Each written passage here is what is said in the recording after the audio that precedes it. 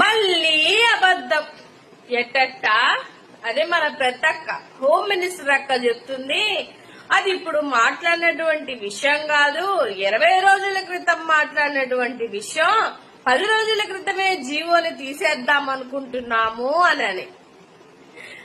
అక్క పక్క పార్టీ వాళ్ళు కూడా మనల్ని అంటున్నారు అని అంటే మనం మాట్లాడింది తప్పు. నాకు నిజంగా రియలైజేషన్ గా ఫీల్ అయితే చంపలేసుకొని దేవుడి మీద వ్యాపారం చేయడానికి రెడీ అయిపోయాము, మమ్మల్ని క్షమించండి అని మీరు అడిగినా కూడా సహృదయంతో యాక్సెప్ట్ చేస్తామేమో గాని దేవుడి మీద వ్యాపారం చేస్తే ఇప్పటికే ప్రకృతి విలయ తాండవం చేస్తుంది.